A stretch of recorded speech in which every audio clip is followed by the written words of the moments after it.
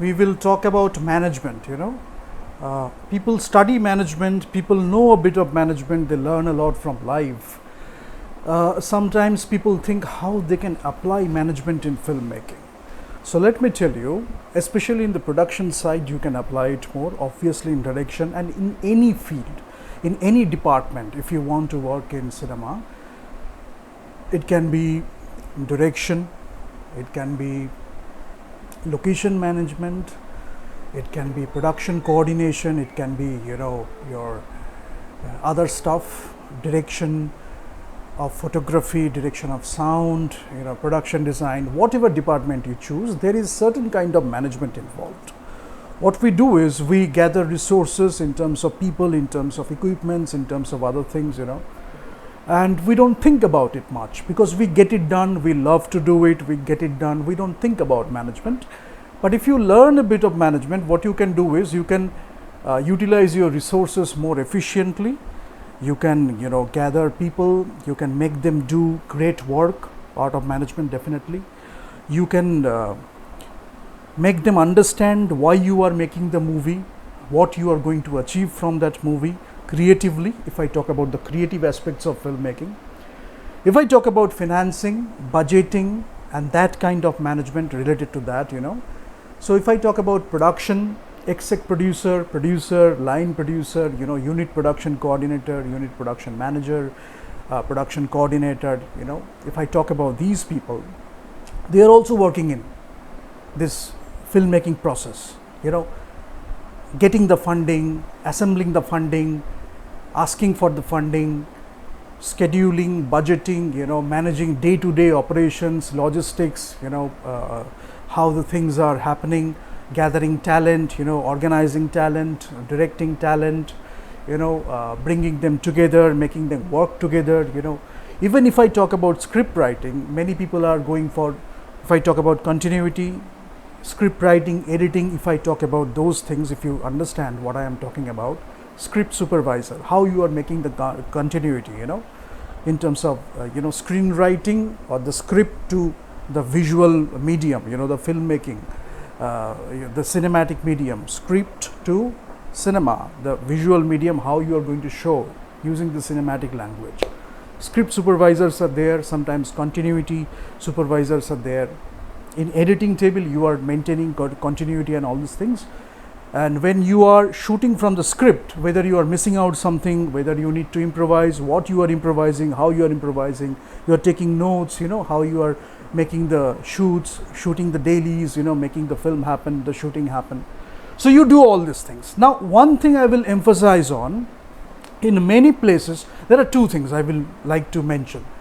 In many places, what you will do is, you will understand that people are talking about, this person is doing that, this department is supposed to do that, this, stringent things. They are supposed to do this, you cannot do this, you cannot do that, you are supposed to do that. People are following certain hierarchy, certain things, that's okay. But cinema, and in some places, people are not following the hierarchy at all, or those, things, this organizational chart for that particular film, if I say so. They are not following that. Okay, they are reporting to someone, they are working under someone, they have to report, they have to give their deliverables, they have to, give some, documents they are supposed to deliver. Those things are there, but they are doing it in a much more flexible manner. Mostly you see in the independent films, because there is not that, this stringent hierarchy or all these things. You can be much more flexible and you can make the movie happen.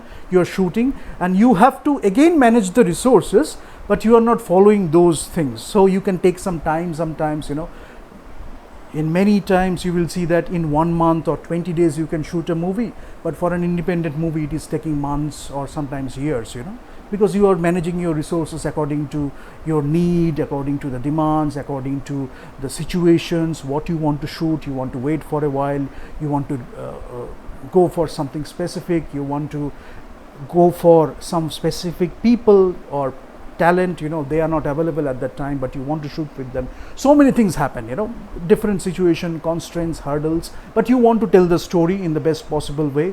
You want to make the movie, you are not compromising that.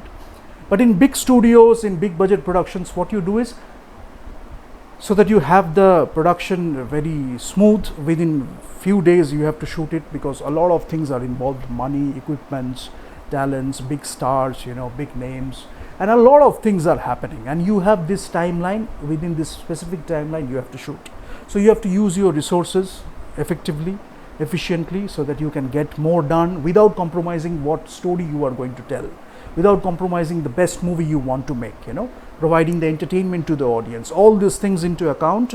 And people are making it happen. A big production crew, how they are making it happen? Using that hierarchy. Many people are working, they are reporting to particular people, they are supervising a lot of things, they don't have to look at all these aspects, those little things. So people are doing a lot of things, specific people are supposed to do specific things in that manner. Then they are reporting to maybe director of photography, maybe direction of sound. So everything is happening, but he is looking at the creative aspects, how it is helping the storytelling, how it is building the movie. So all these things are there. Everything is good. I'm not telling what is good or bad, but certain kind of management you need to learn. So in terms of the situational aspects, in terms of what you need to deliver, what you need to build, what you need to make, what you need to organize, whatever, you need to manage a lot of things. You can understand a lot, you can make a lot more happen, you can use your resources much more effectively. Now the thing is, what I want to mention is, many people are looking at this person is supposed to do this person is supposed to do this, these are the things they need to follow, because they have seen it somewhere, they have copied it from somewhere, somebody else is doing it, they want to copy that, they want to mention, I worked in this position, I worked in this position. Ultimately nothing much happened. That kind of movie we are not talking about. Whenever we are talking about filmmaking in Hok Aloron, what we are talking about is, that position is there, that position is supposed to do something. That is part of that bigger cinematic process, that bigger filmmaking process, So what you are doing is, above the line, below the line, we know who is supposed to do what, but ultimately it is the film that is going to the theaters or OTT, So people are looking at the film. When everything is happening in a great way, people won't look at what happened behind the scenes. They will look at how the story was told, how the story was captured using the camera, how the sound was captured, how the sound was designed, how the production designing happened, how the art directors worked, how the sets were designed. They are looking at those things.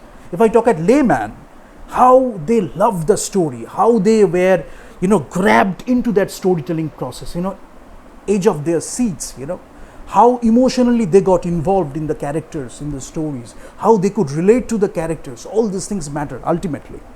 But behind the scenes, a lot of people are working. So when you are looking at the hierarchy, when you are looking at the people who are supposed to do specific things, you should not compromise that storytelling.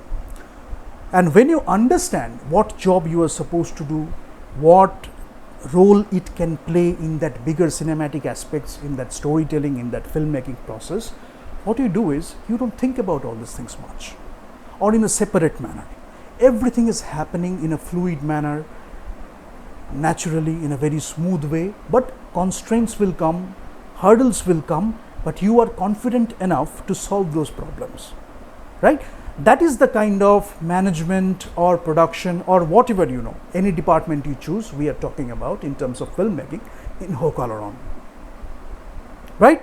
So the more you understand all these things, you will see that you are getting funding, you are assembling funding, you are managing day-to-day operations in such a great manner that the creative talents are not suffering. They are just coming, they are supposed to do their work.